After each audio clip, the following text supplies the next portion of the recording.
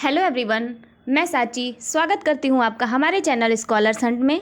आज मैं लाई हूँ आपके लिए एक बहुत इंपॉर्टेंट सीरीज़ जो एक कंटिन्यू वीडियो रहेगी। इसकी पहली वीडियो मैंने ऑलरेडी अपने चैनल पे डाल रखी है। अगर आप इस चैनल पे नए हैं तो आप पहले उस वीडियो को ज़रूर देखें। और ये हमारा वीडियो जो रहेगा ये एमए एंट्रेंस की स्ट्रेटजी रहेगी कि आपको कैसे प्रिपरेशन करने हैं फॉर द सब्जेक्ट ज्योग्राफी। जहाँ जहाँ आपका एमए एंट्रेंस होता है उसके लिए आपको ये वीडियो बहुत हेल्पफुल रहेगी। उससे पहले प्लीज़ हमारे चैनल को हमारे वीडियोस को लाइक कर लें, हमारे चैनल को सब्सक्राइब करें और हमारी वीडियोस को शेयर करना ना भूलें। तो चलिए हम शुरू करते हैं हमारी पार्ट 2 ऑफ दिस सीरीज़ कि हमें कैसे पढ़ना है।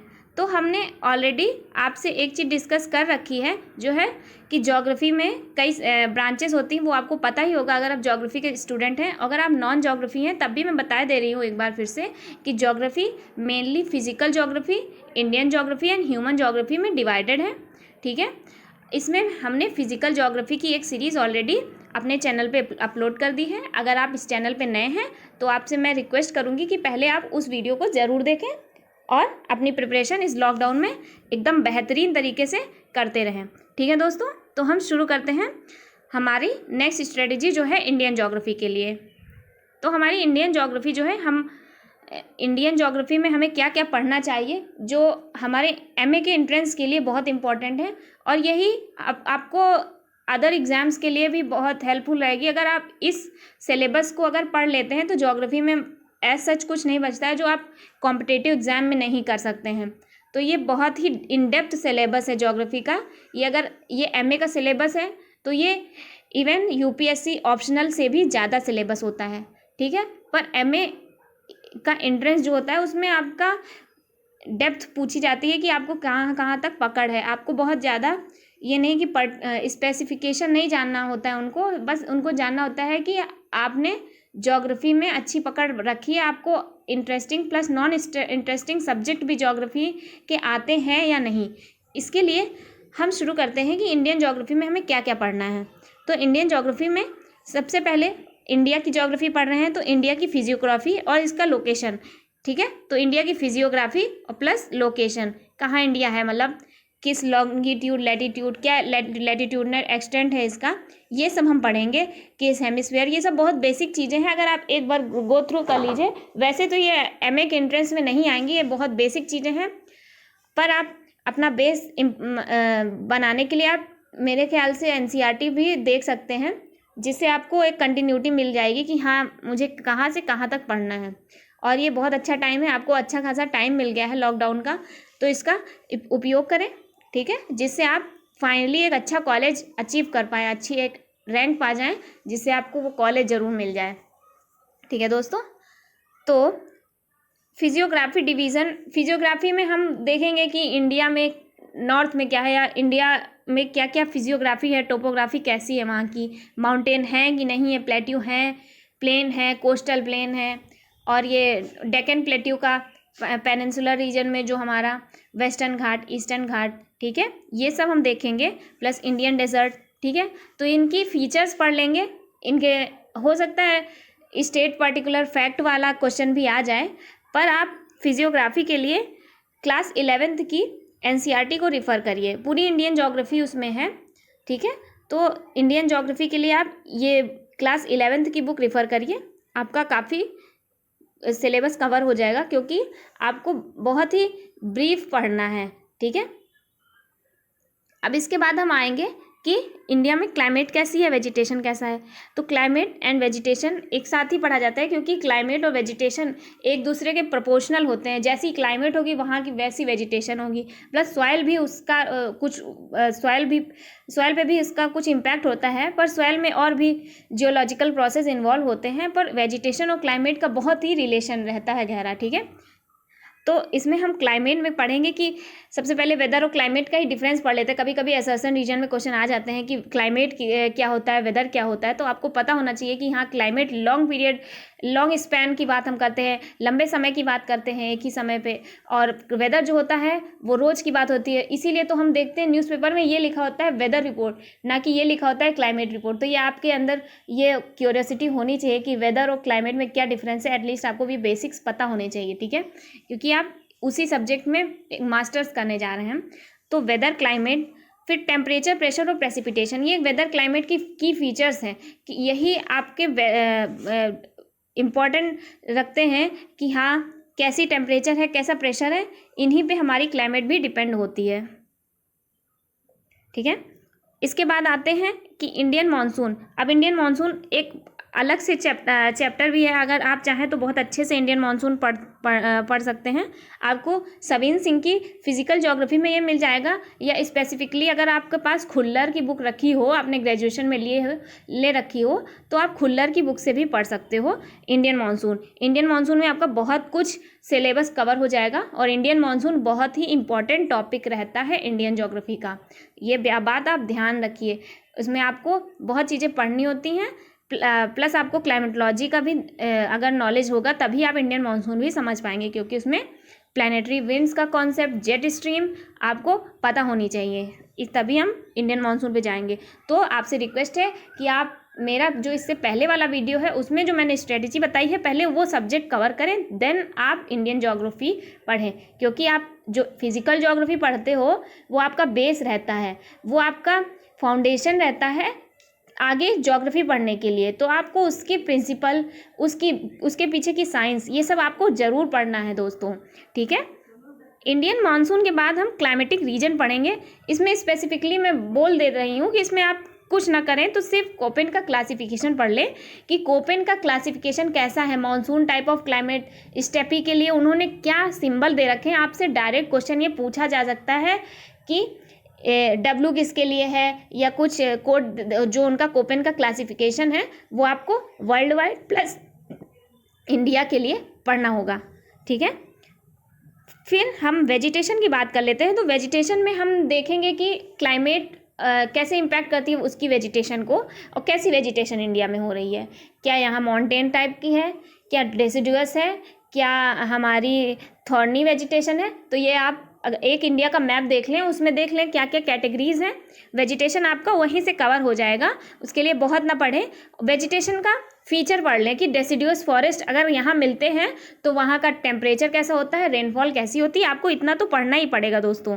तो आपको इसके साथ साथ आपको ये पढ़ना होगा कि वहाँ की वेजिटेशन के साथ आप ये देख लीजिए कि उस वेजिटेशन में कौन सा फ्लोरा, दैट मीन्स कौन से प्लांट्स, कौन से फ्लावर मिलते हैं, और फाउना कैसे कैसे एनिमल किस वेजिटेशन में मिलते हैं।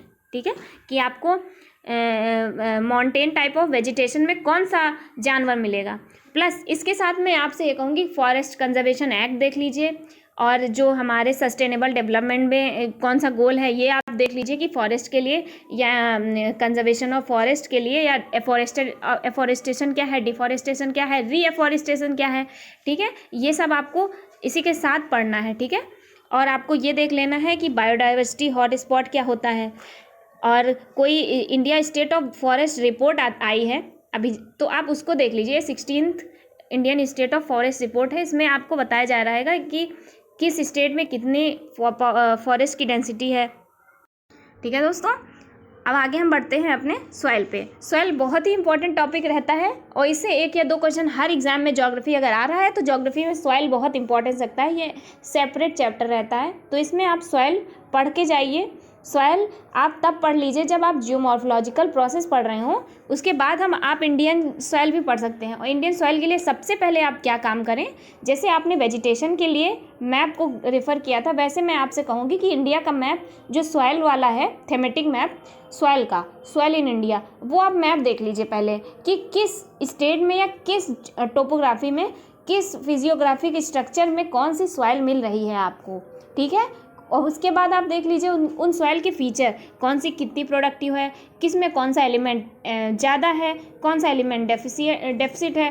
ठीक है, पोटेशियम किस में है, नाइट्रोजन किस में ज़्यादा है, वो जो होता है हमारे बायोलॉजिकल एलिमेंट वो किस में ज़्यादा है, ये सब आप उसमें देख लीजिए। ठीक है, और कौन सी सॉइल बेस्ट है for cultivation of certain cereals and crops, कि कहाँ वीट हो रहा है, कहाँ हमारा शुगर केन हो रहा है, कहाँ कॉटन का प्रोडक्शन हो रहा है, जूट का कहाँ हो रहा है।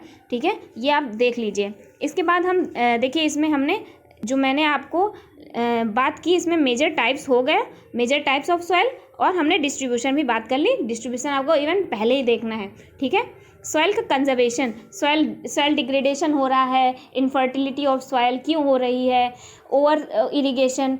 इसी के साथ आप इसी में अगर आप अच्छी बुक से पढ़ रहे होगे तो आपको ये मिलेगा कि जो कैनाल का फॉर्मेशन है वो सॉइल पे क्या इम्पैक्ट डाल रही है। जैसे कि ग्रीन रिवोल्यूशन में आपको इंदिरा गांधी कैनाल का वो जो मिलेगा, उसमें आपको बताया जाएगा कि वहाँ सैलिनिटी जो है पंजाब और ये हमारा राजस्थान एरिया में, वहाँ की सॉइल में सॉल्ट कंटेंट ज़्यादा हो गया है, तो अब वो प्रोडक्टिव नहीं रह पाई है, तो उसका कंजर्वेशन कैसे करें, ठीक है।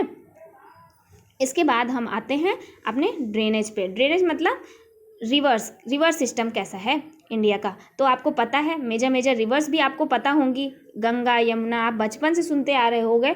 तो इसमें ड्रेनेज पैटर्न आप पढ़ लोगे तो आपको हर कॉम्पिटिटिव एग्जाम में भी उतना ही हेल्पफुल होगा जितना आपके एमए एंट्रेंस के लिए होगा। ये आपके लिए विन विन कंडीशन है, ठीक है। आप एक बार पढ़ते हो ज्योग्राफी, तो ऐसा नहीं है कि ज्योग्राफी इसके लिए अलग पढ़ रहे हो, उसके लिए अलग पढ़ रहे हो। हाँ, हो सकता है कि जो नेचर ऑफ एग्ज़ाम है उसमें आपको इस ज्योग्राफी में आपको कॉन्सेप्ट वाली चीज़ें पूछी जाएंगी, पर हाँ, एंट्रेंस एग्जाम के अलावा जब आप कोई कॉम्पिटिटिव एग्जाम दोगे वहाँ भी कॉन्सेप्ट प्लस फैक्ट पूछे जाते हैं। आपको बस डिफरेंस ये है कि इस एग्ज़ाम में बहुत कम फैक्ट आएंगे, हो सकता है एक दो क्वेश्चन आए फैक्ट से, नहीं तो आपको जो आपकी बेसिक बुक है और एनसीईआरटी है वहीं से क्वेश्चन आएंगे आपकी जनरल नॉलेज चेक करने के लिए कि आपकी जो आपका बेस स्ट्रांग है ज्योग्राफी के लिए या नहीं। तो ड्रेनेज सिस्टम में हम देखेंगे कि जो इंडिया है इसके हिमालयन रिवर सिस्टम है और एक पेनिनसुला इंडिया है, वहाँ पे जो हमारी ड्रेनेज सिस्टम है, ठीक है।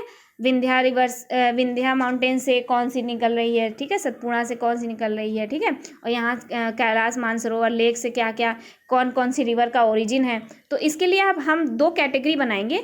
हिमालय में कौन सी है, Himalayan river system, that means आपको नॉर्थ की सारी रिवर्स पढ़नी है, उनका पूरा स्ट्रक्चर पढ़ना है, प्लस साउथ की पेनिनसुलर रिवर ड्रेनेज सिस्टम पढ़ना है, ठीक है। देन हम देखेंगे कि कहाँ डेल्टा बनता है, कहाँ एस्चुरी बनती है। डेल्टा और एस्चुरी का डिफरेंस जानना जरूरी है। ये आपको असर्शन रीजन में मिल जाएगा कि डेल्टा या स्टेटमेंट टाइप के क्वेश्चन आ सकते हैं कि डेल्टा इसको कहते हैं, एस्चुरी इसे कहते हैं, रिवराइन डेल्टा क्या होता है, ठीक है। तो एस्चुरी और टाइप ऑफ डेल्टा अगर हो सके तो आप पढ़ लीजिए। नहीं, आप जियोमॉर्फोलॉजी और में आप पढ़ चुके होंगे कि बर्ड फूड डेल्टा होते हैं, कई तरह के डेल्टा होते हैं, वो आप पहले ही पढ़ चुके होंगे। अगर आपने पहले ही हमारा पहला वीडियो देख रखा है और आपने तब से अपनी स्टडीज़ को ब्रेक नहीं दिया है तो आपने काफ़ी डेप्थ में पढ़ाई अपनी कर ली होगी।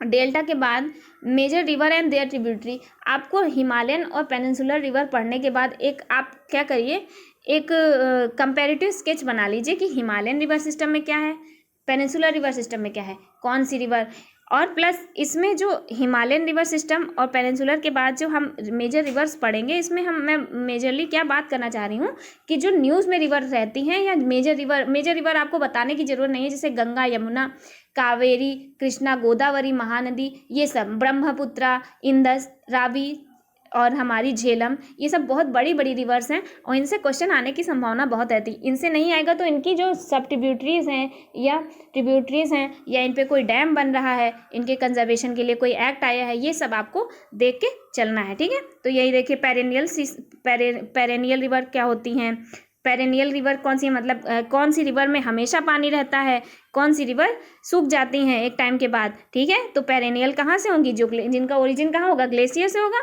है ना। तो आपको पेरेनियल रिवर सिस्टम और सीजनल रिवर पढ़नी है कि इसमें डिफरेंस कि हाँ कौन सी रिवर पेरेनियल है, कौन सी सीजनल है, बस इतना। तो मैं आपको एक ब्रीफ में बता दे रही हूँ कि हमारी मोस्टली जो हिमालयन रिवर हैं सब पेरेनियल हैं और साउथ की रिवर मोस्टली सीजनल होती हैं, पर ये ऐसा कोई हार्ड एंड फास्ट रूल नहीं है, ठीक है। इसके बाद हम रिवर पैटर्न्स पढ़ेंगे। रिवर पैटर्न्स में हम देखेंगे कि इससे पहले आपने जियोमॉर्फोलॉजी में जो रिवर टाइप्स ऑफ रिवर पढ़ा होगा, उसमें आपने पढ़ा होगा सबसिक्वेंट, ऑब्सिक्वेंट, रिसिक्वेंट, ठीक है। इसके बाद हम ये रिवर्स पैटर्न क्या होगा कि रेक्टिलिनियर पैटर्न क्या है, रिवर बह कैसी रही है, ठीक है। टेरेलिस पैटर्न क्या है, डेंड्रिटिक पैटर्न क्या है, इसमें हम ये पढ़ेंगे, ठीक है। आपको आराम से ये क्लास 9th की एनसीईआरटी में एक छोटा सा ब्लॉक बना है इंडियन रिवर में, वहाँ आपको मिल जाएगा कि रेक्टेंगुलर पैटर्न क्या है, जो परपेंडिकुलर रिवर जा रही है उससे कोई रिवर परपेंडिकुलर निकल रही है या मिल रही है।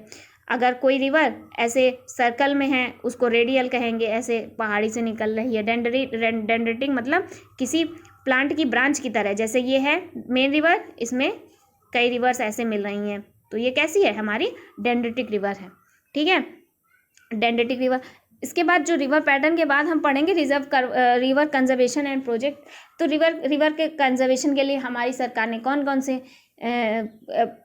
मतलब प्रोग्राम किए हैं, जैसे गंगा बचाओ अभियान, ठीक है, और कई प्रोग्राम्स हैं, ठीक है, नर्मदा के लिए है, ठीक है। तो इस पर हम देख लेंगे कि कौन कौन से रिवर कंजर्वेशन है, रिवर को कौन कौन से ह्यूमन थ्रेट्स हैं, ह्यूमन की एक्टिविटीज़ की वजह से कौन कौन सी रिवर ने अपना पैटर्न चेंज किया, ये सब आपको मतलब मिल जाएगा जल्दी। आराम से रिवर प्रोजेक्ट्स डालें, उस पर कौन कौन से डैम बन रहे हैं, ठीक है, हीराकुंड डैम है, कई डैम है, सरदार सरोवर डैम, तो ये सब आपको एक बार देखना है। और अगर आप कुछ ना पढ़ें तो करंट के जो प्रोजेक्ट हैं रिवर पे वो ज़रूर पढ़ के जाएं। यही है, मैं जो अभी आपसे बात कर रही थी वो कुछ फैक्ट वाले क्वेश्चन आ जाते हैं, तो फैक्ट वाले क्वेश्चन इन्हीं चीज़ों से आएंगे आपके, कि आपने करंट में भी आपने अपने जो ज्योग्राफी है उसको अप्लाई कहाँ किया है, आप जो ज्योग्राफी पढ़ रहे हो डे टू डे लाइफ में आपने रिलेट किया है कि नहीं किया है, तो इससे ऐसे क्वेश्चन आ सकते हैं। ठीक है दोस्तों, तो यही है, हम अब आपसे विदा लेते हैं। ये मेरी सेकेंड वीडियो है, इसके बाद मैं एक और वीडियो लाऊंगी जिसमें हम डिस्कस करेंगे human geography. Thanks for watching. Please आप हमारे वीडियो को शेयर करते रहिए और हमारे चैनल को सब्सक्राइब करिए and motivate us for making such videos again. Thank you.